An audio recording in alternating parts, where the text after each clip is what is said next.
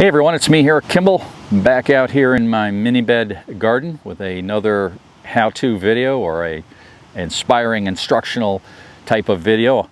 As you may know already, if you've watched previous videos, I'm the guy who wrote this, the Planet Whizbang idea book for gardeners. And today I'm going to show you an idea that's in this book. It's the T-post trellis span.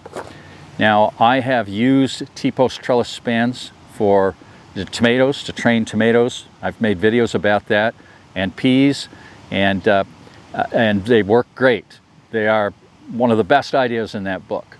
But I have never integrated the T-post trellis spans into the Miibed gardening system. And that's something that I'm doing this year. It's one of the experiments in the garden. And I've made myself one right here. It spans 3 Miibeds, and I'm going to get behind the camera and show it to you. But before I do that, I just want to say that the previous video I made was just a couple days ago, and I said it was too early to plant anything, you know, here in mid to late March in the garden. And I was thinking of planting tomatoes and peppers and squash, things like that. It's not too early at all to plant things like peas and spinach.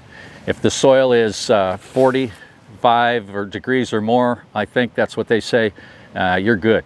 And I took my soil temperature, it was in the 50 to 55 degree range. So that's ideal.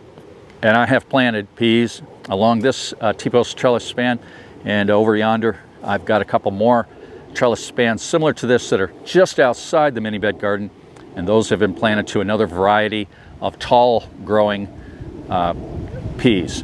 So okay, I'm going to get behind the camera here and give you a close-up look at what I've done. Well, on second thought, I'm not going to do a close-up. I'm going to do a big picture view first, because that makes more sense. The T-post trellis span is right behind me here. It's there's a T-post there, there's a T-post there. They're 9 feet apart. That spacing works out with this Miibed layout just right. The top bar here that you see spanning over the top of the T-posts and held in place with Y holders, which are a trellis system idea that I developed. It's in the book. I sell them. I sell the Y holders. I'll show them to you here in a moment.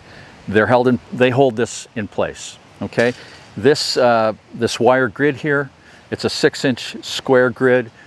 That is it's not a hog panel, it's a concrete reinforcing wire panel. The 5 by 10 is the size that they come in, and so that's the size I have here. Sitting on top of the Miibeds, it's a bit more than 5 foot. Some pea varieties go 5 or 6 feet. This variety I have here is supposed to go up to maybe 4 feet high. So it'll be just right. Now, the other big picture thing that I want to explain to you here, and I think this is quite important, is where this is in my garden. Okay, that is east, that is west, and behind me is north. So the sun, as it goes from east to west every day, this will get lots of sun, and the shade that is cast on the other side is not going to shade out any of my garden. All the garden beds will get full sun. And there's no garden beds behind there. I have black plastic there. I'll probably plant squash and let it vine out, and it'll find the sun. It'll get what it needs. But the idea here is that I have these trellis spans positioned on the north side of my garden, on the west side of my garden, so that they never shade any of the garden with the normal sun patterns. Okay, I hope I've explained that. Now, yeah, let's get close up now. All right, there you can see the span, and it goes from 3 beds, and I've planted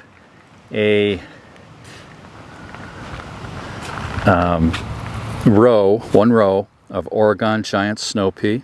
March 18th, that's today's date. Planted it right under that wire. Okay, now I thought about putting a post in the middle. I don't think that's going to be necessary, but this is experimental. We'll see. If I have to, I'll figure out a way to wire or pin the middle of that span down to the beds to keep it from flopping. But I think we're going to be okay. So yeah, so here's the Y holder. I'll show you the Y holder right there. And I've got a wire over the top to hold that, and I've wired the panel on. Okay, real simple, real simple. When it comes to planting peas, I plant them really close. They say on the packet, the seed packet, plant 2 inches apart. Well, don't do that. I don't think that's a good idea at all. Plant them like 1/2 inch apart, and then once they're up, thin them to 2 inches apart. So I'm pretty sure that even though there's a space between those beds, those pea plants are going to fill this trellis really well. But we'll see. That's part of the experiment. I'm going to do the same thing with my tomato plants this year, the indeterminates.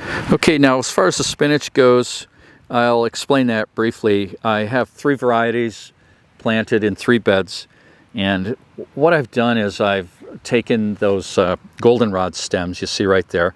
They're just a few feet away in the field, and I take them, break them off. They're markers.